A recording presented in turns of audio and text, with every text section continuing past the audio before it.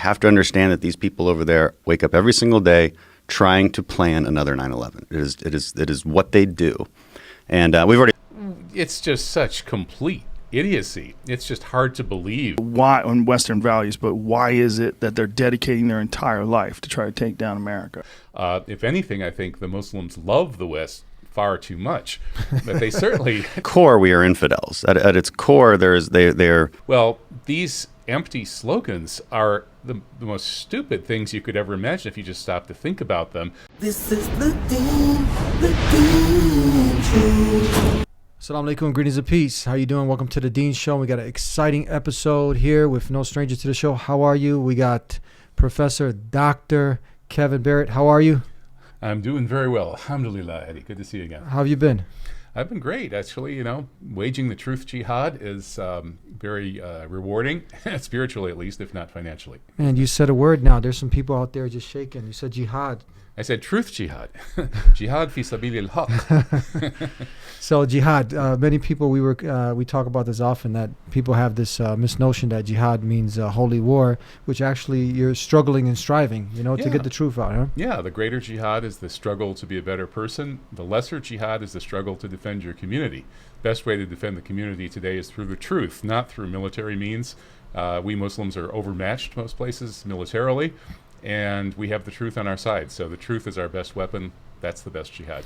Now, I thought, who better to have on the program than someone who has practices free speech at one time. You're still doing that. What is given to every American here, and you actually utilized your free speech as a professor, and you got some trouble for that. Yeah, well, it was also academic freedom. That's what the academy is for. It's in the secular world, which has its problems, but it also has developed some good institutions. Universities are supposed to be about analyzing how things really work and seeking the truth, including the truth about how power works in this society. So that's what I thought I was doing, and I thought it was what the university was supposed to be doing, but apparently some higher up political people did not agree. Mm-hmm. So you got in some trouble for that, huh? Yeah, there was a bit of a witch hunt there at the University of Wisconsin in 2006. State legislators were calling for me to be fired from the university, and I fought back. So I spent about 6 months in the media limelight. That was my 15 minutes of fame that just went on and on. I'm kind of glad that's over, actually, because I'd rather be on your show than on Sean Hannity's. So I thought, what better person to bring on to talk about? Joe Rogan. He recently had Dan Crenshaw on his program, and we're going to go ahead and play this video. Joe Rogan, he's really toned it down as far as spreading this hate about Islam and Muslims. We did some programs specifically geared towards addressing some of the blunders that he made regarding many of the false accusations towards Islam. So we systematically, one by one, we went over all those, provided the evidence. And he's kind of, we give him the props and respect. He's kind of really toned it down. Mm-hmm. So this is not really much to do with that, but this is actually to do with another topic that's intertwined and connected to what we'll be discussing. So I thought, since you have a lot of experience with a lot of these things he's going to be discussing, you'll be a great person to go ahead and react to some of these things that we're going to hear Dan Crenshaw say on the Joe Rogan show. How's that sound? Sounds good. Okay, let's let it rip. Well, most things, I would say. One thing she's quite outspoken about is our involvement overseas. She would generally say she's much more of an isolationist than I am. What I remind people when we're talking about that particular subject, why do we keep troops in Syria? Why do we keep troops in Iraq? Why do we keep troops in Afghanistan? Isn't the war over? Why don't we bring the boys back home? And the answer is, this is not a conventional war. This is not something where you sign a peace treaty with a uniformed army. It's a different situation. We send guys like me over there so that they don't come here.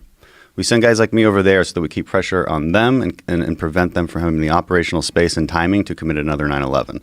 You have to understand that these people over there wake up every single day trying to plan another 9/11. It is what they do. And we've already... I can hear you're ready to speak, yeah. huh? Oh, Okay, man. so remember, all right, so he said these people, he's referring to Muslims, Yeah. obviously. Yeah. So they are just waiting for Mm. another opportunity to strike. It's just such complete idiocy. It's just hard to believe that anybody who's paying any attention at all, much less as actually a congressperson, could believe this nonsense. I mean, come on. And this takes us right back to the whole notion of 9/11 itself, which we were told originally was all about they hate our freedoms.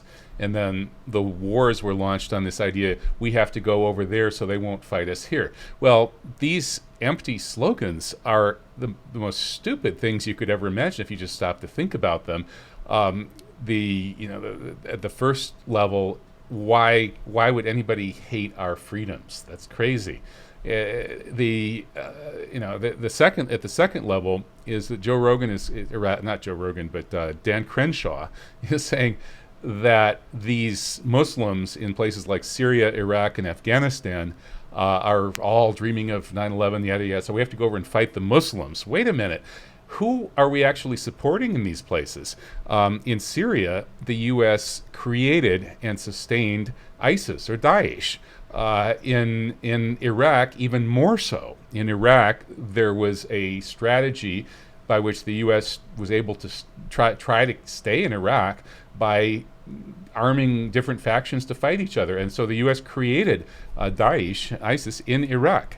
And over in Afghanistan, it's the same thing. In order to try to defeat the Taliban, or at least make it impossible for the insurgency to fully win, they brought their Daesh mercenaries over to Afghanistan. So in fact, the very so-called extremist Muslims that we're supposedly fighting over there actually are created and sustained by the U.S., and that's part of a larger program to destabilize the Islamic world. And what is this all about? Well, it's about two things, oil and Israel, not necessarily in that order. The major thrust of this war on Islam is primarily about trying to keep the state of Israel expanding and more powerful than its neighbors.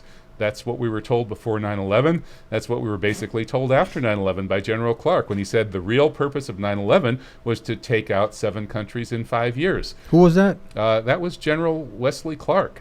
He said that after 9/11, one of the neocons came running up to him and said, we're going to be going into Iraq. He said, what does Iraq have to do with 9/11? And then a little later, this was a sort of messenger from the neocons who came back and said, it's actually worse than that. He said, we're going to take out 7 countries in 5 years. And he named those countries, and with a few possible exceptions like Somalia, they were all the countries that were causing problems for Israel. And many of us now view 9/11 as essentially a coup d'etat by hardline neoconservative Zionists allied with the Likud faction in Israel. And there's all sorts of evidence to support that. And these wars have actually been about manipulating so-called Islamic extremism and creating mercenary forces of so-called Islamic extremists, such as Daesh, in order to destabilize these countries. That's what's really going on there. Tulsi Gabbard knows this, and Dan Crenshaw is pretending not to know this. I can't believe he's that ignorant. That's what I was going to ask. Is he dumb, or is he playing dumb? That's a great question, and sometimes it's hard to tell. There's a famous Israeli leader who once told the BBC correspondent Alan Hart, the problem with us is that we believe our own propaganda. And people who were brainwashed by 9/11, and so many were, have a tendency to cling to the emotions that they felt that day that have stayed with them. They've bought into this myth of defending civilization against these horrible barbaric savages who supposedly killed all these people by blowing up buildings with planes. And that myth and that trauma, this is really a kind of a trauma-based mind control, or post-traumatic stress leading to embracing a totally irrational worldview. And a lot of people volunteered to serve in the military based on that, and maybe Dan Crenshaw was one of them. But then they go over there and they experience the horror of these wars, and many of them experience the truth and realize, oh my goodness, we are invaders who are here to destabilize and wreak havoc in these societies. This isn't a noble fight at all. We're the aggressors, we're the invaders.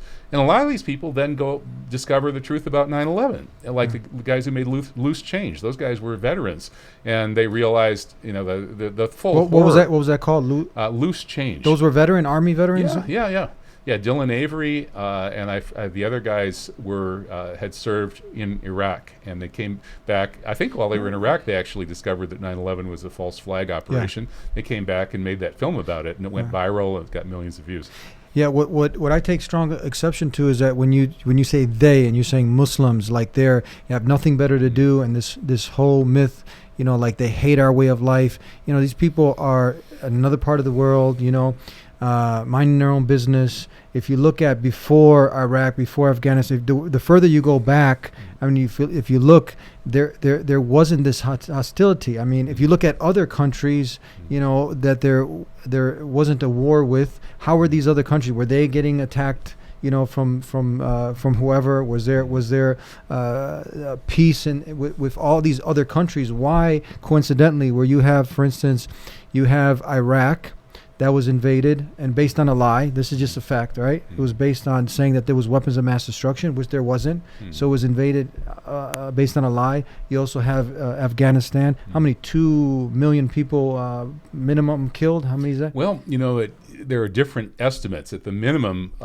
in the total number of people killed in these 9/11 wars is 4 or 5 million, and 4 or 5. And the maximum estimate that's been put out by a respectable scientist is 27 million killed, 32 million erased from the world, because 5 million children would have been born if these parents hadn't been killed. So it's a 27 million Muslim Holocaust, according to Dr. Gidjan Palya, who's a Jewish professor in Australia. This is a Jewish professor now who's putting these numbers. I went actually very low, 2 million, but now you're talking about 20. And that's all of the 9/11 wars. That's not just Afghanistan. Oh, that's not that's all of these wars that were based off 9/11. Right. That opened the door. That was a catalyst. Yeah. And that now prompted going into all of these different lands. Right.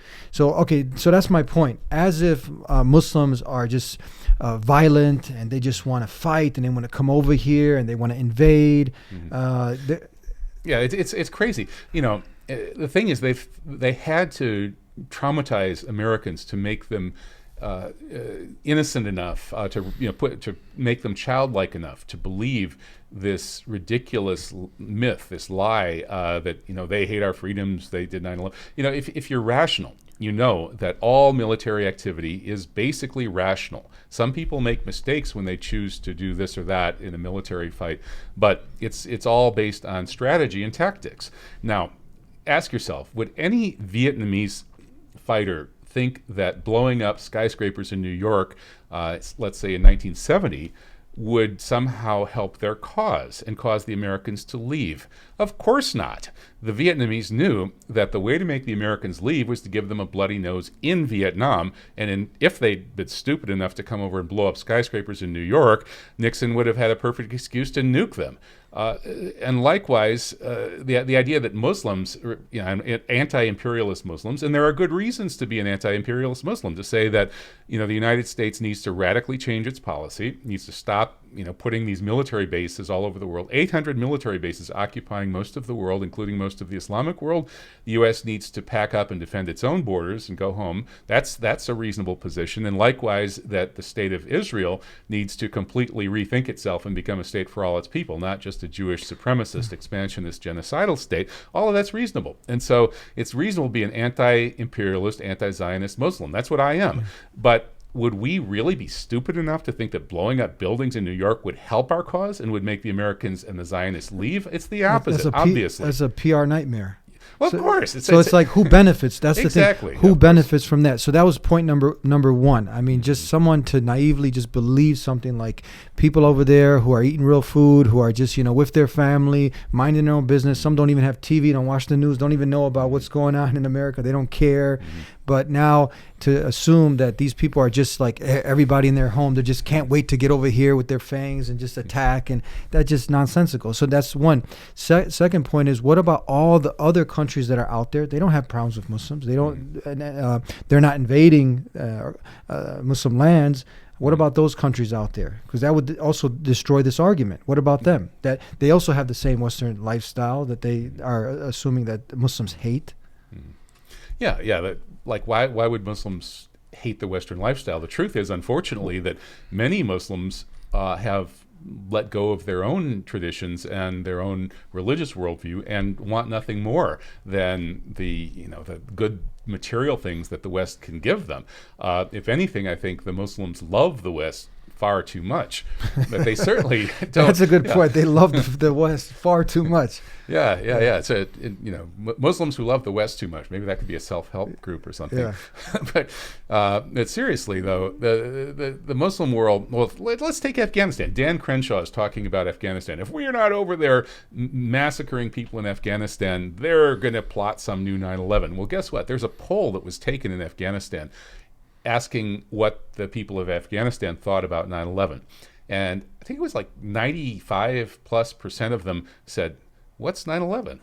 They hadn't even heard of it. Yeah, that's what I'm talking about. Virtually every single Muslim in Afghanistan has never even heard of 9/11.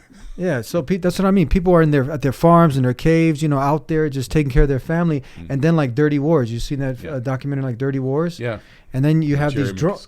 Yeah, and then they're minding their own business. They got a wedding, and next thing you know, a drone strike, or you have people coming in and just kill the whole village. Then you're creating these enemies. Right. And in other places like Pakistan, where they have heard about 9/11, because Pakistan is English-speaking and plugged in to the international world more than Afghanistan is, another poll showed that 97% of Pakistanis disagree with the official story of 9/11. That is, only 3% of Pakistanis believe that Osama bin Laden and Al-Qaeda did 9/11. And of course, they're right, because they know what Al-Qaeda is over there. Pakistan actually is more aware. The people in Afghanistan didn't, even though bin Laden was there, most of the people there didn't know anything about him. In Pakistan, people are a little more aware of all these things, and they understand that this was a neoconservative coup d'etat.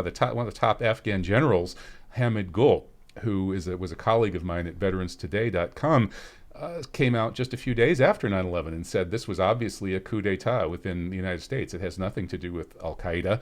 And other top-level commentators from around the Islamic world have said similar things. Mohammed Hakel, greatest modern historian in Egypt, who was high up in the Egyptian government, said, when I was up in the Egyptian government, we were infiltrating Al-Qaeda, and so was everybody else. The Americans, the Saudis, the Israelis, everybody infiltrated Al-Qaeda. They couldn't flush the toilet without half the intelligence agencies on Earth hearing it.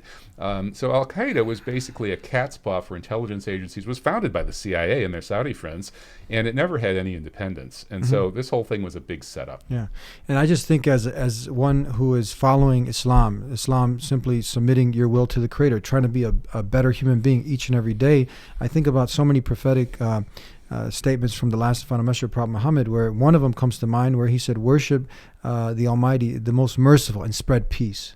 We wished each other when we saw each other, peace be with you. Now, what kind of people who are, commanded to spread peace are going to be out there, spreading this kind of violence that this man is trying to equate with them out there? They're just like that's their, mission in life, to get over here and destroy life over here. That's just nonsensical. It doesn't make any sense. That's right. But you could understand why Iraqis or people in Afghanistan might believe that about the United States, because that's what they see. They just see their countries being decimated and millions of people being murdered by these invaders from across the seas. Yeah. But fortunately for Americans, almost everybody in the Muslim world can make the distinction between the American government, which is brainwashing its people with lies, like the kind of lies that this one-eyed Dajjal Crenshaw is telling people. Wow, one-eyed, subhanallah. Well, I mean, this image of the one-eyed Dajjal is the Antichrist, and this, many people like Muhammad Assad and Sheikh Imran Hussein and others interpret that as meaning that the Dajjal or Antichrist will be seeing with only the eye of sort of the superficial aspect of things, the material aspect of things, and they won't see into the deeper level. Right? He talked about the deeper level, but he's the one who's not seeing into the deeper level, just like the Dajjal. The Dajjal can not see the spiritual nature of things and can't see beneath the surface of things. And this guy needs to, to take off his eye patch and get that other eye fixed so he can see with two eyes and have depth perception and see the deeper level of what's really going on here, which is, of course, that he's been taken in by a huge hoax. That's why I ask: is he really playing dumb or is he dumb? I mean, I don't want to disrespect anybody, but just to let's continue on, see what other things that he has to say. Like her as a person, we just disagree on things, but there's a respect there. To play devil's advocate, some would say that the reason why they want to plot another 9/11 is because we're over there. Yeah, I disagree with that. So let's look at the Osama bin Laden example. What exactly did we do to this guy? Well, we helped him, right? Yeah, Back when exactly. he was fighting against the Soviets with the Mujahideen. Exactly. He was a Mujahideen fighter. We helped him fight the Soviets. We protected Saudi Arabia from invasion from Saddam Hussein. That's his homeland. And yet he hated us. And when we left, we never occupied Saudi Arabia. We left when they asked us to leave after we defended them and prevented another invasion from Saddam Hussein after he invaded Kuwait. What is it we did to make this guy so mad? And the answer is we didn't do anything, objectively speaking. He hates us because of our Western ideology. He hates us because he hates us. And that's hard for us to understand because it's not logical. But it is the truth, and it's the prime example of why this is a long-term fight, and it's not likely to go away anytime soon. And the last thing I would say, the world is a very small place. When we pretend that to ignore things going on in the Middle East, we can pretend that they won't come here, but the reality is that's a 12-hour flight, and the speed of information travels even faster. When we were seeing a lot of attacks in the U.S. and in Europe, when ISIS was at its peak, as its peak strength, that was because they were able to radicalize online. Notice that they've stopped having that power, and it's because we actually took the fight to them. Well, there certainly are some conflicts between. Wow. Yeah. Well, I guess he admitted that it's not logical what he's saying. Mm-hmm. Yeah. He's saying it's not logical. These Muslims are completely crazed and illogical, and they're just trying to kill us for no reason, even if it's bad for their cause. Let's try to get back to reality here, Dan. Who is Osama bin Laden? He was recruited by the CIA to fight for the Americans in Afghanistan. Where was he before 9/11? In the summer of July of 2001, he was being treated for kidney disease at the American hospital in Dubai by an American physician, Dr. Terry Calloway. He had terminal kidney disease at that time. On 9/11 itself, he was in a military hospital in Pakistan guarded by Americans as well as Pakistanis.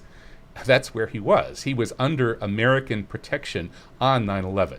So the notion that Osama bin Laden hates America is ridiculous. He was an American collaborator or asset of some kind. We don't know to what extent he may have been sincere in some of his statements about rejecting American imperialism and Zionism. I hope he was sincere. I'm sincere about those same feelings, and so are most other informed people. But he certainly was an American asset. And it probably goes way beyond what I've just said, but that's just enough to kind of get you started. Go back and do your research. Go to the complete 9/11 timeline, which archived references to all of these news stories from 2001. You'll see bin Laden treated in the American hospital in Dubai, reported by the mainstream press, never seriously disputed, and you'll find credible reports about him being in that military hospital in Pakistan with Americans as well as Pakistanis guarding him on 9/11 itself. Now, you also had many of the top Muslim clerics and scholars that were warning coming out. I mean, people are trying to say, okay, that Muslims support people like people who with some extreme ideas. You had Muslim scholars. I believe Bin Baz. He was like the main mufti of Saudi Arabia. He was, and others, main scholars, they were warning people about him. You know about this, right? Absolutely. Yeah. And ISIS or Daesh has been rejected even more unanimously by the global Muslim Ummah. there's virtually nobody in the global Muslim Ummah who takes them seriously. They're obviously a false flag. Even Al-Qaeda. I mean, there are some people who believe that Al-Qaeda was real, and I forget the name of one of them was arrested in Egypt, I think, and there's a wonderful interview with him where he talks about how everybody knows that Daesh or ISIS was created by the Americans. And the evidence for that is pretty much overwhelming. There were WikiLeaks documents showing that the U.S. wanted to create a quote-unquote, what they call it, not a Sunni, but I think they call it a jihadist or something, jihadist caliphate in Syria and Iraq, and this was a year before ISIS was created. Abu Bakr al-Baghdadi, who's supposedly the founder of ISIS, spent 4 years, possibly close to 5 years, in U.S. custody in Iraq.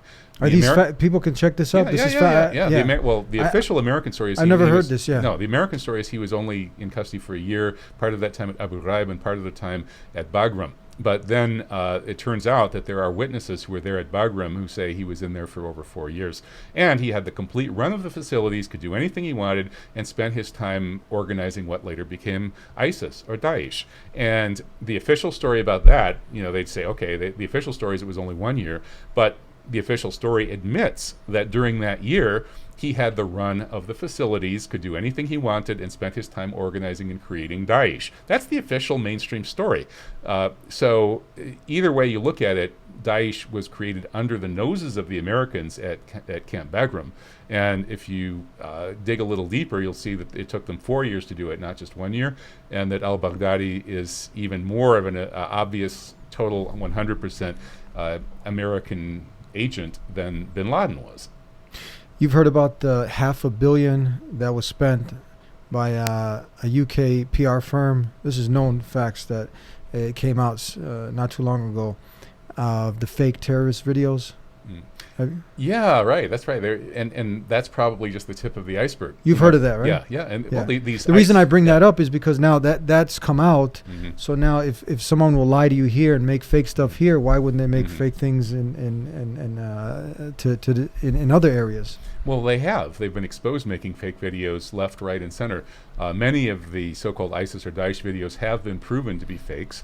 And among the bin Laden videos, the most famous one was produced in December of 2001. At that time, remember, Bush had said, we know bin Laden did it, we don't need any evidence, but the world wasn't accepting that. And suddenly, miraculously, this videotape appeared, discovered allegedly by some anonymous soldier in Afghanistan, which shows some guy who looks sort of like bin Laden, except he's a lot fatter, has a different face, uses a different hand, and wears fancy jewelry.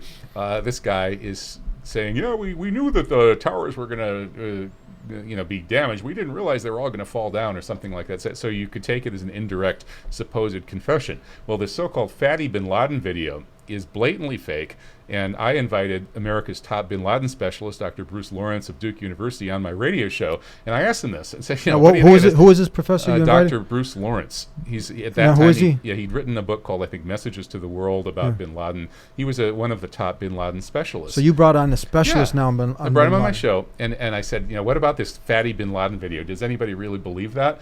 And he said, it's fake. He said it's bogus. He said, he said, not only do I know it's bogus, he said, I am in close contact with the top people on the Get Bin Laden units in the alphabet agencies, and they all know it's bogus. This man, say his name again. Yeah. His name is Dr. Bruce Lawrence. Why hasn't this been showcased on like Fox News and CNN and the mainstream media? That's a very good question. It's certainly been footnoted in Dr. David Ray Griffin's books about 9/11, and it's been archived in various other places, but the mainstream won't touch it. And I asked Bruce Lawrence then, I said, well, why aren't all you guys speaking out and saying that this so-called confession video is bogus? And he said, it's very convenient in some quarters to have people believe that bin Laden did 9/11, because if we question that, the other possibilities are too horrible. Yeah. What if someone says, what are you defending bin Laden? Are you a bin Laden fan? What would you say? What I would say is that, I can't really judge who bin Laden was and why he did what he did, but I'm pretty sure he was a CIA asset, and I don't really approve of that. And as far as his feelings about 9/11, he's on the record deploring 9/11 and saying this was un-Islamic. Repeatedly in September and October of 2001, right after it happened, bin Laden gave interviews with Pakistani newspapers, and he was quoted as saying that 9/11 was done by people in the United States with their own agenda. He hinted that it was the Zionists, and he said that this was un-Islamic. It is un-Islamic to kill innocent women and children, and he deplored 9/11. And that was the last we ever heard from the real bin Laden, because everything since then has either been proven bogus. Not only that fatty bin Laden confession video has been proven bogus, but most of the other so-called bin Laden videos are equally obviously bogus. There are a couple of tapes that we can't prove are bogus, but since almost all of the, since there's so many that we can prove are bogus, somebody put out lots and lots of bogus bin Laden videos after the fall of 2001. And the reasonable assumption is that they're all bogus. Let's continue on and see what else Joe and Dan have to say. Well, there certainly are some conflicts between their ideology and Western ideology, but why on Western values? But why is it that they're dedicating their entire life to try to take down America? Well, this is always the question. It is a question, and it's you'd almost have to ask them exactly why, right? But at its core, we are infidels. At its core, they're taking an extreme view of Islamic fundamentalism and believing that we are infidels that must be destroyed. Okay, so he answered it. So I like what. Okay, Joe started. He's going to play devil's advocate, and he's the one kind of pushing it like. That doesn't really make sense. He's coming up and pretty much questioning what he's saying. So now he's saying we got to ask them. So we're here. We're them. We're the Muslims, right? But we're not extreme Muslims. Islam doesn't call us to be extreme. Maybe extremely kind and merciful towards the creation. But now the point is that it's because his answer is because they're infidels, which actually that's a Christian term, isn't it? Absolutely. That's a terrible. The term that they pretend that they're translating is kafir, but that comes from kufr, which its root meaning is ingratitude. And so what it really gets down to is kufr is that being ungrateful for the beautiful creation that God or Allah has given us.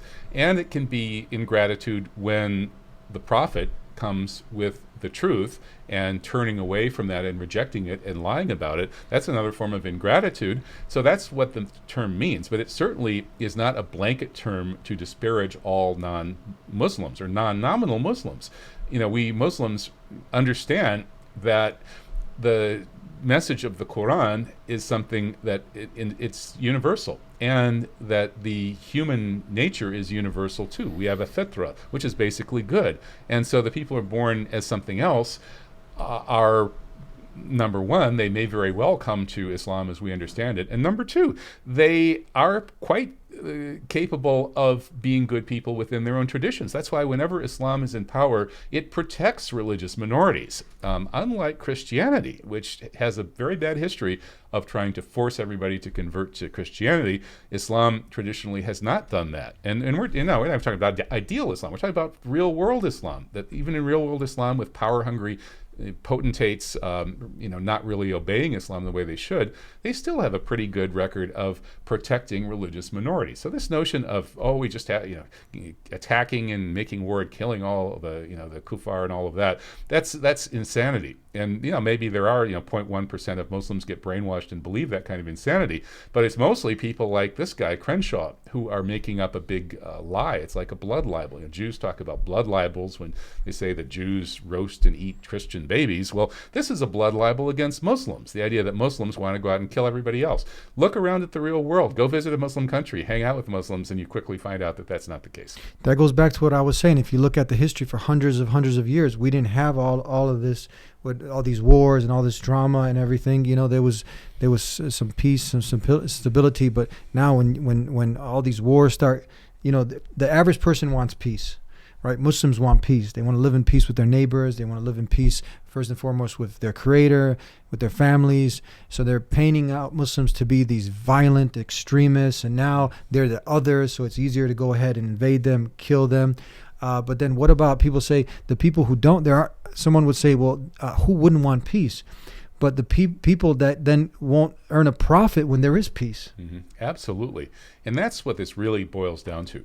You know, there's a big lie out there saying that all the wars are created by religion, and that's not true. Wars are mainly about struggles for resources and power, material power. And it's the power-hungry, greedy people who are driving wars in all cultures. That includes the Muslim cultures. You know, we haven't always had good leadership, Eddie. If you look at Muslim history, there have been a lot of blood-soaked dictators running Muslim communities and getting away with it too. You know, we haven't been perfect. But let's not blame that on the religion. I mean, look at the Christian world. There have been all sorts of blood-soaked dictators and kings and potentates in the Christian world.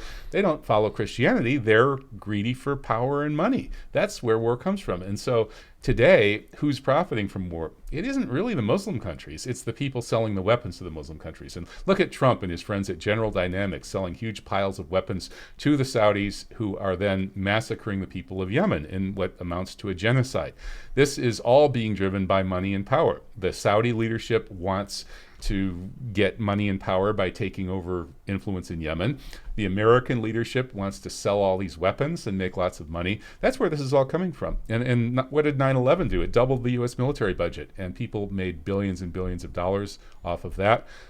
That's what this is really about. So those would be the people who wouldn't want peace, are the people who profit during war, because war is big business. Absolutely. That's the bottom line of war. War is a racket, as General Smedley Butler brilliantly put it. You know, he's one of my War is American heroes. a racket. Huh? War is a racket. That's the name of General Smedley Butler's great book.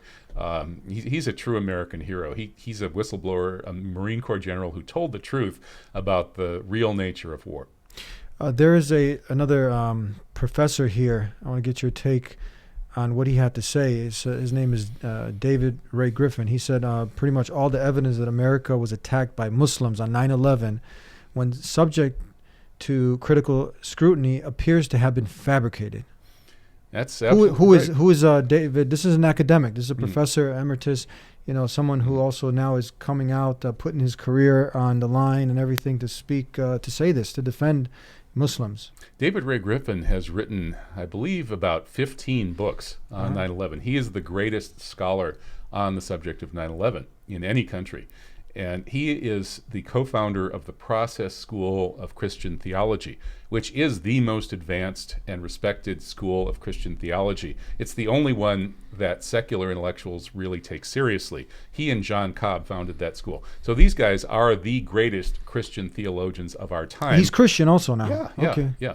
Protestant. He taught at Claremont. He's retired now. And he and John Cobb have both been very outspoken in pointing out that obviously Muslims didn't do 9/11. Obviously all of this was fabricated. The official story of 9/11 is a complete joke. You know, the 9/11 Commission, for example, said that of all of these so-called hijacker pilots, who we know, by the way, were not even on the planes, the best pilot was a guy named Hani Hanjour, who supposedly flew an amazing stunt flight into the Pentagon. Well, Hani Hanjour was such a bad pilot that he couldn't even be allowed to solo in a Cessna training aircraft. And yet the official story has him taking over the controls of a 757 at 30,000 feet over Ohio, turning it around, making a beeline for Washington, D.C., flying over the Pentagon for no reason. If you were going to hit the Pentagon in that situation, you just dive into it. But no, he goes over the Pentagon and then does a corkscrew dive, dropping more than 8,000 feet in 2 minutes, which is enough to pull G-forces to knock everybody out on the plane, and then come straight down to the ground and then level out along the ground and hit the newly reinforced and largely empty part of the Pentagon, killing only the accountants and some Office of Naval Intelligence guys. And the accountants were hot on the trail of the $2.3 trillion missing from the Pentagon. And guess what? Rumsfeld announced that $2.3 trillion was missing from the Pentagon. He announced it the night before on September 10th, 2001. This official story is insane. A guy who can't fly does the least possible damage to the Pentagon by taking out the accountants who are looking for $2.3 trillion, 7 times the annual military budget, which disappeared. 7 times the annual military budget disappeared the night before 9/11, and as announced by Rumsfeld. I mean, this official story is just beyond belief. I can't. It's still shocking to me that there's anybody who even accepts it. But now, people hearing this for the first time, I mean, you get kind of nervous to talk about this because right away people start to associate you with being, they putting labels on you. Mm-hmm. And now someone might say, well, you're just a conspiracy theorist. You're, making this stuff up. There's an official story. There was a committee, of intellectual scientists, whoever the case, and this is what they confirmed. And now who are you to come question this? Mm-hmm. Well, there hasn't really been any significant group of experts of any kind who have confirmed this official story. There was the NIST group that looked at what happened to these 3 skyscrapers and the entire World Trade Center. Every building in the World Trade Center was totaled and destroyed, most notably the 3 skyscrapers that are blown up in obvious controlled demolitions. But the other buildings were blown up too with explosives. Huge, the giant crater just blew away most of Building 3. And Building 5 likewise blown up. Anyway, the people tasked with explaining this officially for the government were all on the government's payroll. And they still had a terrible time coming up with any way to explain that. But the 9/11 Commission report, which is the official story of the whole event, doesn't even mention Building 7, the most obvious Achilles heel in the official They don't story. mention it? They don't even mention it. There's nothing. Zero. What Yeah. about this new study from the University of Alaska? That was, I believe it was a $300,000 study. What did they conclude? That's led by Dr. Halsey of the University of Alaska. And all these Why is he hosting a study if there's an official report? What would motivate this? I mean, how would a University of Alaska go ahead and get funding to do a study like this? Why would they be doing it?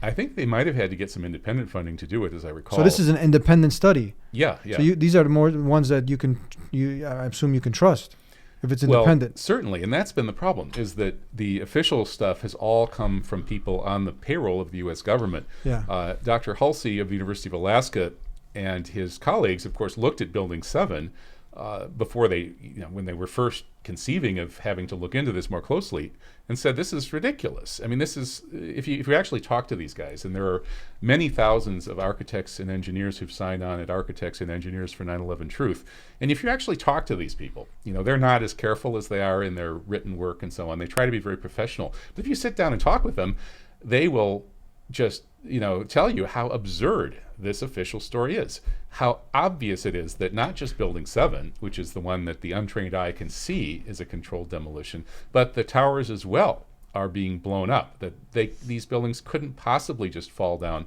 for random causes, as the official story indicates. So what would be the motive of someone like this coming out from this university? This is a professor, another... Right, yeah, there are thousands of people like this. Thousands, if you go to Architects and Engineers for 9/11 Truth, you'll see more than 2,000 architects and engineers who've risked their I don't know if they risk their lives, but they're certainly risking their reputations to tell the truth, and they're doing it out of their hearts. They're doing jihad. Yeah, they're doing the truth jihad too. Yeah, most of them are not Muslims. A few are. They're struggling and striving to get what they believe is the truth, to get it out. What did this study confirm at the end again? Well, Dr. Halsey's study from the University of Alaska, I believe, is showing in great detail why Building 7 had to be a controlled demolition. Yeah. Most people don't know that Building 7, it wasn't hit by a plane.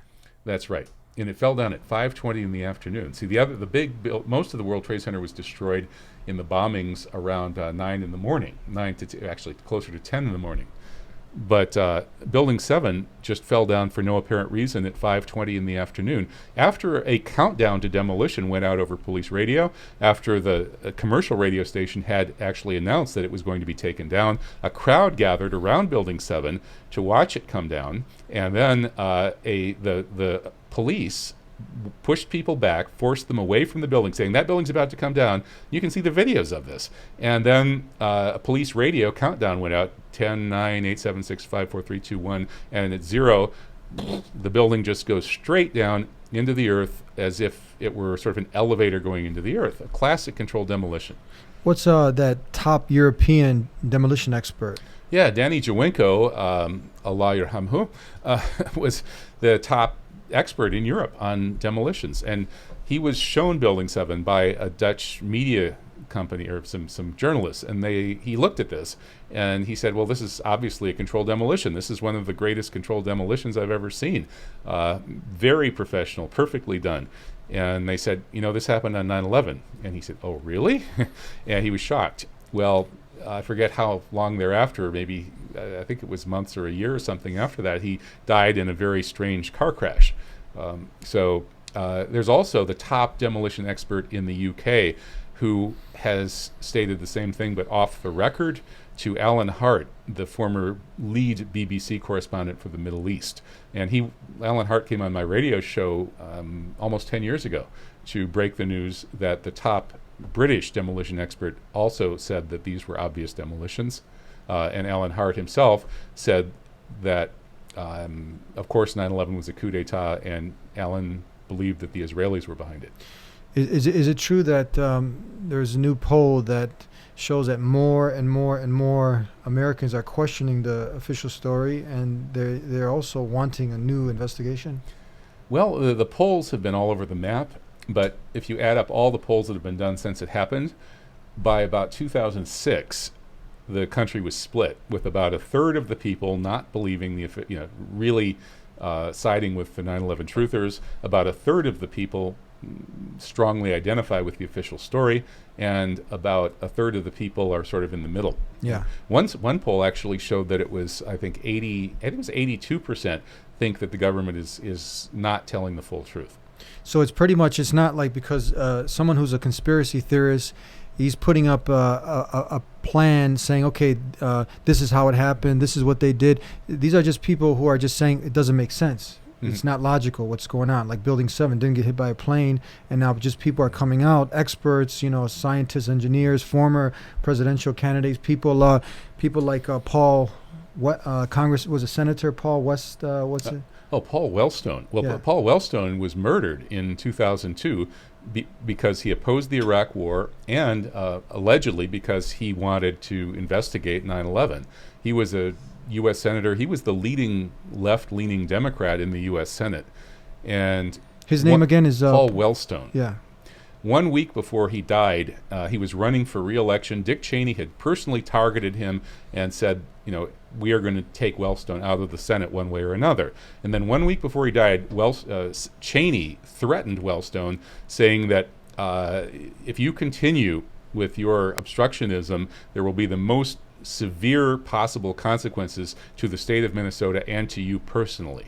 Then 1 week later, Wellstone's plane was taken down. He, his wife, and his daughter all died, along with his campaign staff. They all died in that plane crash. And there's all sorts of evidence that plane crash it happened through an EMF weapon. And for the details, you can Google the film Wellstone, They Killed Him. That's a film out there. Yeah, well, and there's a book called American Assassination, The Strange Death of Paul Wellstone, written by two professors, Four Arrows and Jim Fetzer. Let me get your reaction to this. So there are all kinds of reasons. We thought we were set up to fail. We got started late. We had a very short time frame. Indeed, we had to get it extended. We did not have enough money.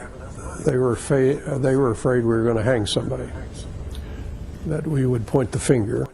Lee and I write in our book that we think the commission in many ways was set up to fail because we had not enough money. We didn't have enough time. We'd been appointed by the most partisan people in Washington. Who are these guys? Are they were the ones who were running the commission? Well, the investigation? Those were the co-chairs, Keene and Hamilton. They're the co-chairs of the 9/11 Commission. So theoretically, they're in charge, but they weren't really in charge. As they said, they were grossly underfunded. They had about $10 million or something like that.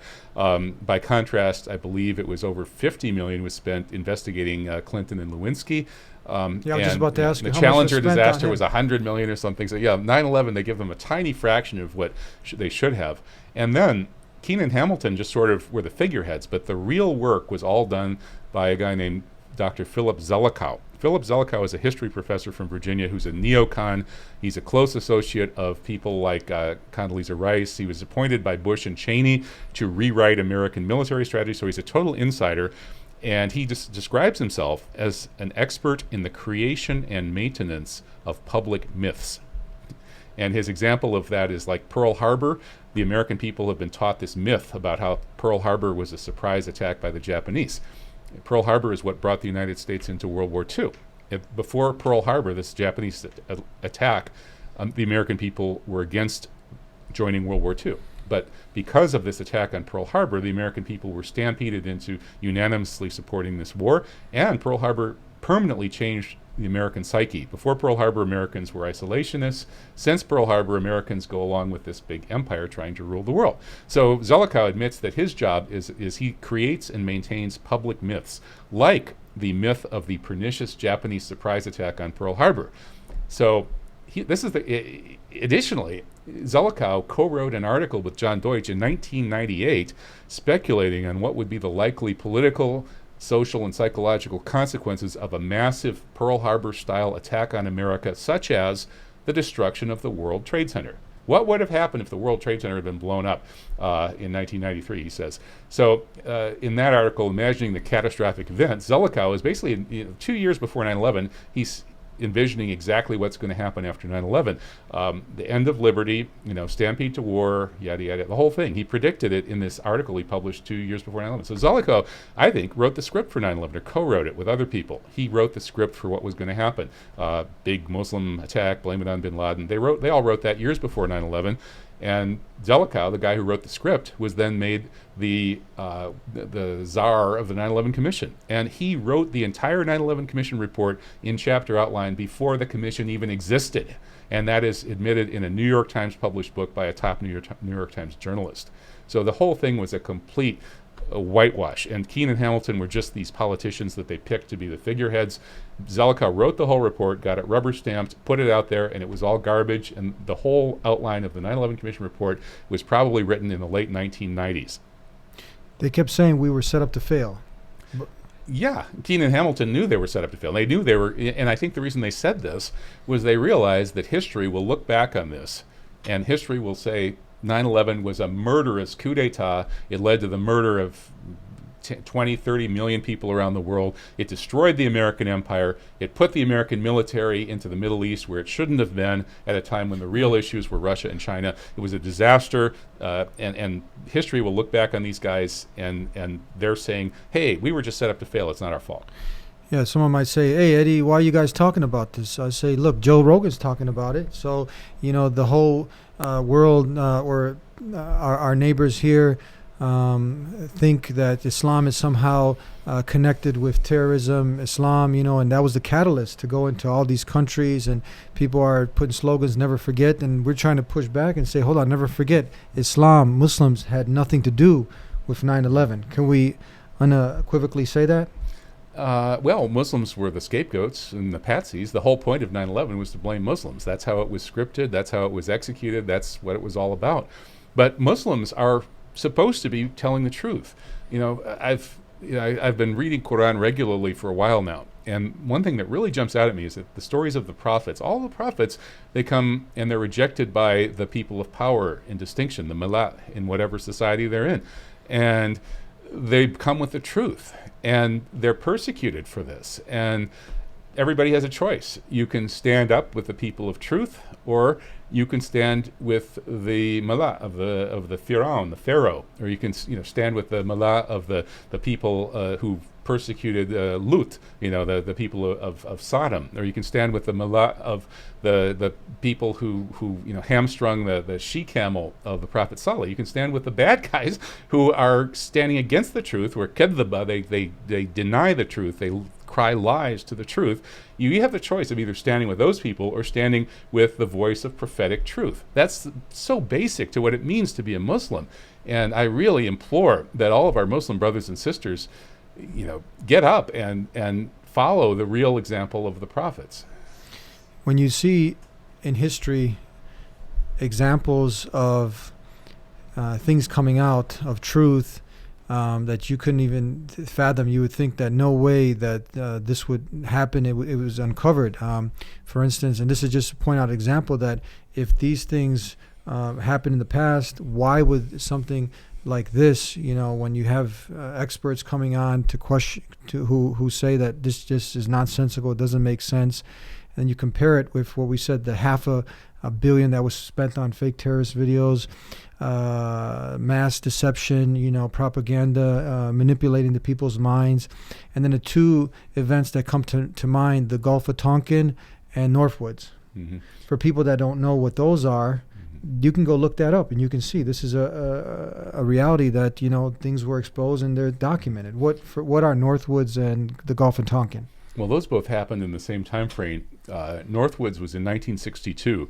The U.S. military leaders of that time wanted a war with Cuba and a war with Russia. They believed that they needed to defeat Russia before Russia developed a robust nuclear capability. So they set up this operation to provoke a war with Cuba, which could have been extended to Russia. It's called Northwoods. And they were going to murder Americans with bombings in American cities. They were going to sink an American ship. They were going to stage a fake airliner shoot down. They were going to load a plane with 200 CIA agents posing as college students under carefully developed fake identities. And that plane was going to fly towards Cuba and then cross paths with an unmanned drone, land at an Air Force base, and the drone would continue towards Cuba and then be blown up by remote control. The next day, every newspaper in America would have a screaming front page headline, evil communists under Fidel Castro murder 200 innocent American college students. And so this was drafted under the authority of General Lyman Lemnitzer, who was the head of the Joint Chiefs of Staff at the time. It was signed off on by every single member of the Joint Chiefs of Staff, which is the top of the American military command chain. It was sent to John F. Kennedy's desk for his approval, and Kennedy and or his Secretary of Defense McNamara rejected it. And that's the only reason it didn't happen. It was ready to go within a month. As for the Gulf of Tonkin incident, that's what got us into Vietnam all out. It happened in 1964. Actually, it didn't happen in 64 because there was no such attack. The American media told Americans that an American ship had been attacked by the North Vietnamese. But it was garbage. It was nonsense. There had been no such attack. An American ship was set up to fire some guns into the fog and say, oh, we were attacked. So that's just one of the many, many orchestrated false flags or war trigger events that have been behind every single major American war since the Mexican War. So when you bring this up, this is substantiated. This is something that you can't argue, right? These two incidences? Absolutely. And most of the others, too. I mean, nobody today argues that the supposed Mexican attack on America that launched the Mexican War of 1847 actually happened. Everybody admits it never happened. But the newspapers of that time stampeded America into the war on Mexico, where we stole half Mexico's territory, based on this lie. And likewise, nobody thinks that the Spanish really sunk the USS Maine in 1898. All historians admit that the Spanish didn't do that. Yet the official story of the time, which led America to attack Spain and steal all of its colonial possessions, was based on this lie. And everybody today, all historians admit that it was a lie. So Joe Rogan knows this. He talks about this, the Gulf of Tonkin, Northwoods. So his position now with this 9/11, I know he's had on guests before. You've even had Trump, who actually questioned. Didn't he also question the official story at one time?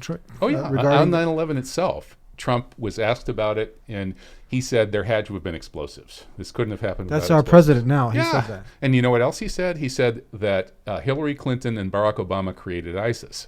And he was largely right about that, too. Mm-hmm. So how do people, like, conveniently, you've had so many people, they were questioning this official story. So many people that people don't know about, they don't get the media attention because obviously it's not the cool thing. It's not trending to go ahead and question the official story, which was set up to fail, like they said, the commissioners. Yeah. Well, it's trending among people who like to think of themselves as actually paying attention to what's really going on in the world. It is trending among smart people. It's but the problem is that there is this kind of division between a lot of the folks who figured this stuff out. They think of the ordinary people as sheeple. They kind of look down on them. And I think that really the lesson of 9/11 and similar events is that ordinary people actually are okay. They have good hearts. There is a human fitra, which is that we will fight if we are attacked. We'll fight defensively, but we don't really want to run out and go attack somebody and steal their stuff. And so the psychopathic leaders have to find a way to brainwash ordinary people into waging aggressive war. And that's what things like 9/11, the Gulf of Tonkin incident, the Pearl Harbor 8-point plan, that was a deception too. The sinking of the Lusitania that helped get us into World War I, the Zimmerman telegram that helped get us into World War I. All of these, every American war has been started with these kinds of lies. And that's because ordinary people have good hearts, and you can't get them to go off and wage aggressive war unless you brainwash them with a big lie. Now, you wouldn't yourself, if you thought, I mean, you are an academic, you were a professor at the Wisconsin University. And not anymore. Yeah, you put your livelihood and everything on the line, but you would have not come to the point that you actually ended up accepting Islam if Islam was about terrorism, violence, as Dan Crenshaw tries to make it. Of course. Yeah, I got interested in Islam through the work of the traditionalist scholars like René Guénon, and I got interested in the Moroccan Sufi tradition and the Karamat al-Awliya, the stories of Moroccan Sufis. That's what my PhD dissertation is about. And I could always see that Islam had a whole lot in common with Christianity, except it made a lot more sense, to me anyway. I was born in a Unitarian family, or we could call them a family of lapsed Unitarians, which is about as lapsed as you can get. But Unitarians are people of reason, and they believe in the oneness of God, not the Trinity. And so that's my background, and so it was pretty easy to come to Islam. And so for me, Islam is a robust tradition that actually fits the modern world better than alternatives, because it works with reason. I mean, the Quran keeps telling us to use our reason over and over. It tells us to use our reason, and it does. We aren't burdened with things like the Trinity and these other sort of mystifications that I think cause problems with Christianity. But I mean, I have great respect for my Christian brothers and sisters. I know that people in the Christian tradition can achieve sainthood just like people in the Islamic tradition can. And it's crazy that the world has been brainwashed into thinking that these religions are violent, that they're problems. They're actually more like solutions. And this is important because it's a fact that most of the time, if you do mention Islam to just an average layman who's been brainwashed and poisoned by the media deception and manipulation, they'll right away attribute what to Islam? 9/11. Yeah, it's sad to see. It's nonsensical. Usually, when you just you're awoke and you start to look into these facts out there, that many of the things you've mentioned, but many people right away, it's like, oh, those guys, the 9/11 people who want to come over here and kill us. Yeah, and they designed it that way, of course. Philip Zelikow, the guy who I not only wrote the 9/11 Commission report, but as I said, I think he probably was involved in planning 9/11 itself.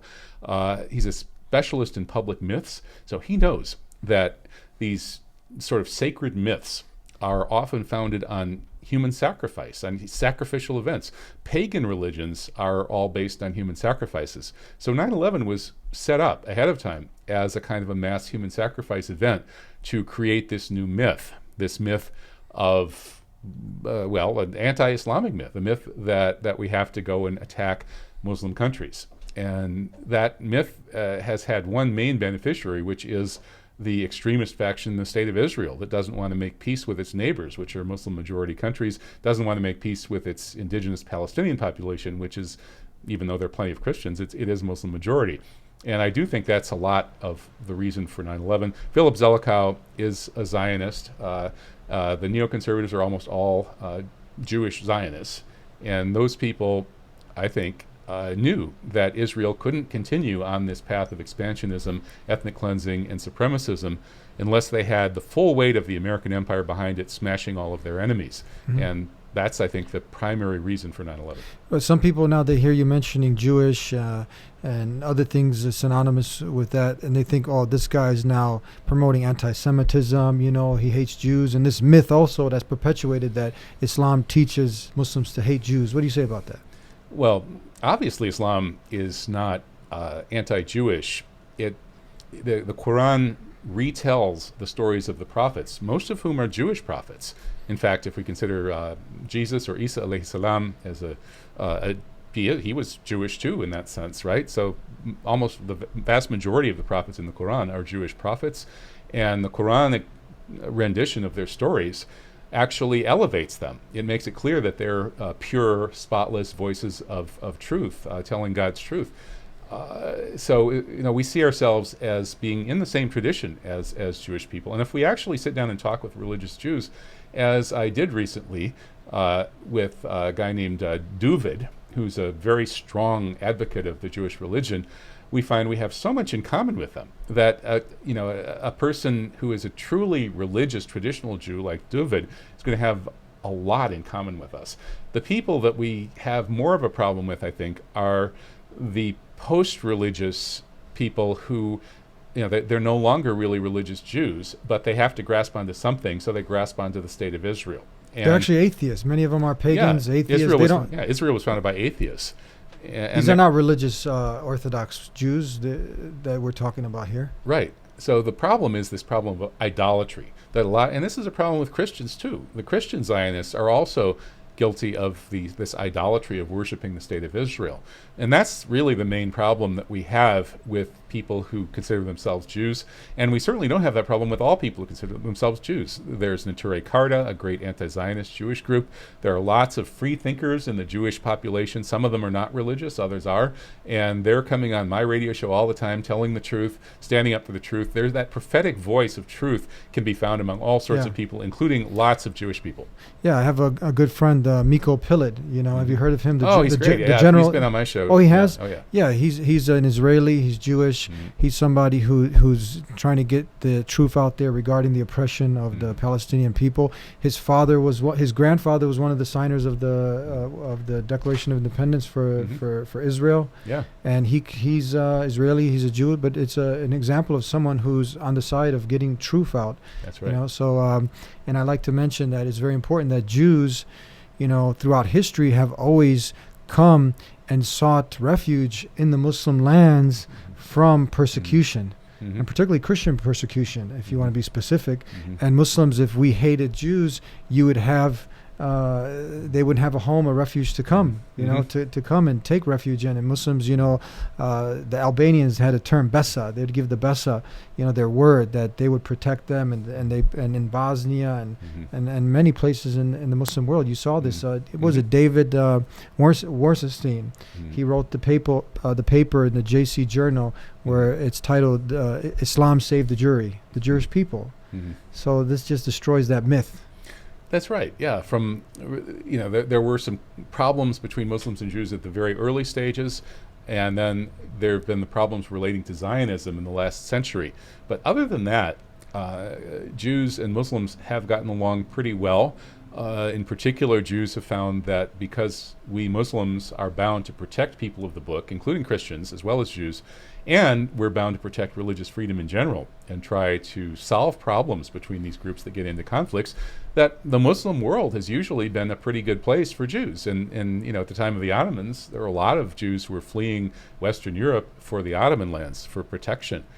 So it's unfortunate that this Zionist movement has caused so much havoc in relations between Jews, Christians, and Muslims. And probably, if we're going to solve this problem, I think that Jews, Christians, and Muslims need to be sort of central to talking about how we can get beyond this problem of Zionism. And honestly, the obvious solution is to have the people of Palestine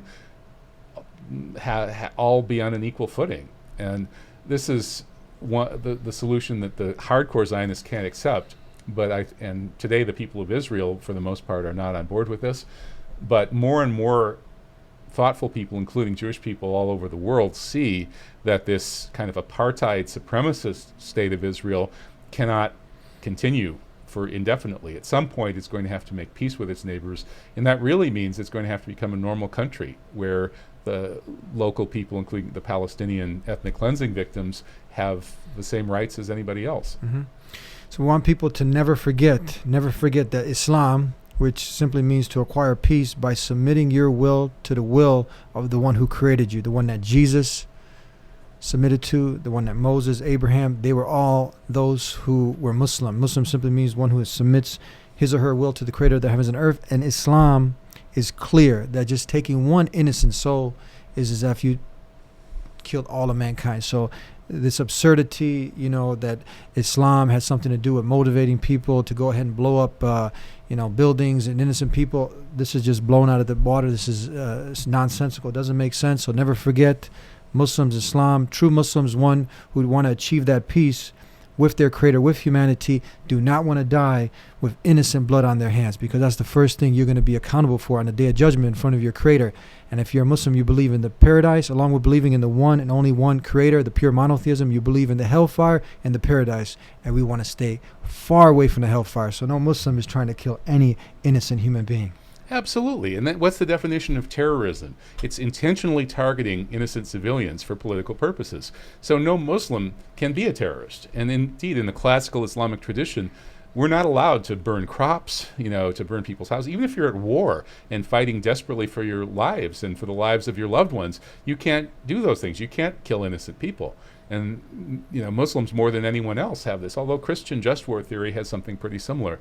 So this notion of religious terrorism, Islamic terrorism, is nonsense. It's actually the atheist world that doesn't have any limits anymore. And so they're the ones who are willing to kill civilians, and they're the ones who are killing the civilians. And each big war kills more civilians. World War I, I think it was something like a third of the casualties were civilians. World War II, it was 2/3, maybe 3/4 of the casualties were civilians. And it's expected that if there's World War III, al-Billah, it'll be 98% of the casualties will be civilians. And that's evil, and that's wrong. And Muslims are in the forefront of people saying that. Mm-hmm. I hope this gets to, God willing, Dan Crenshaw. And if anybody's open, genuine, sincere, this is just common sense. It's not nonsense like he was spewing. And hopefully Joe Rogan, who's really toned it down, much respect for that. But hopefully he seems like an open-minded person, and I'd love for him to have you on the show to discuss many of these things. I would too. I think we talked about Joe last time I was Yeah. here several years ago, and at that point he was saying some pretty crazy things. Looks like he's maybe been listening to you, Eddie. Hopefully, yeah. So hopefully we can, and this is how you can. Have a nice, healthy dialogue to bring on people, from this side, from academics from the Islamic side, and come on, and then have a nice open dialogue. And this is how you to get those beliefs challenged. And let's look at the evidence. Mm-hmm. It's hard finding reasonable people who have, once they get, this bitten by the bug of Islamophobia, it's sometimes hard to talk to them. I've tried it with a few of them, but there are a lot of people who are sort of loosely in that camp, who are reasonable people. But so, and I like to think that some of them, like there are a couple of Dutch guys who are in that Islamophobic party who've actually come to Islam. Mm-hmm. So maybe some of the most hardcore crazies, like this Crenshaw, if they suddenly noticed the truth, it would impact them strongly enough that who knows where they would end up. Yeah, there was just not too long ago recently a Dutch politician. He was the right hand for Geert Wilders. Mm-hmm. You've heard of him. He accepted Islam. He was comparing. He was looking at it from the point where he was about to write a book, a reference book to all of these different things that attack, that someone can go and look into if they wanted to disprove Islam or have their arguments set. So then in his investigation of Islam, this is an Islamophobe. He wanted to ban Islam. Mm-hmm. And from there, he started to do his research. And then, he reached out to Muslim scholars. And from there, he ended up accepting Islam. It's amazing. Right. Yeah. Well, that's been one of the ironical effects of 9/11 is that a lot of folks have looked into 9/11, they've looked into this war on Islam and all the propaganda against Islam, and the propaganda is so bad, it's so divorced from reality, that once they actually start looking at the reality, they sometimes are impacted so strongly by it that they end up coming to Islam. So there may actually be more people coming to Islam because of this. Yeah. Well, I want to thank you. How can people get in touch with you if or look into some more of your work? They can reach you at... Well, my website is truthjihad.com. That's all run together, Truth Jihad. And my email is the same thing, truthjihad@gmail.com. Are you actually, if people, different universities wanted to invite you to speak, some of the student associations, you can come on and accept those invitations? I would be happy to. Yeah. I've done that back in 2006 and 7. I had a lot of invitations through student associations. Since then, not so many, and there may be opposition. The Zionist groups really don't like me. So if you're willing to stand up for the truth and take some hits from those who don't want this point of view to be represented, please, I'd be happy to come speak. And we can get you, God willing, on the Joe Rogan show. And would you be happy to sit across from Dan Crenshaw, have a nice little dialogue debate? Absolutely. And I promise not to call him a one-eyed Dajjal if he promises not to call me a conspiracy theorist. All right. Thank you so much. Okay. Thank Thanks, you. Eddie. Thank you, Dr. Barrett, for being with us here. Okay. Thank you. And thank you guys for tuning in here to The Dean Show. Subscribe if you haven't already. Hit the notification bell and continue to tune in here to The Dean Show. We covered a lot of interesting facts, not fiction, but I want you to go away with remembering. Never forget what? That Islam and Muslims had nothing to do with 9/11, because we know what Islam stands for. Islam says, I-S-L-A-M, Islam says love all mankind. And how are you going to love all mankind if you're blowing up all mankind?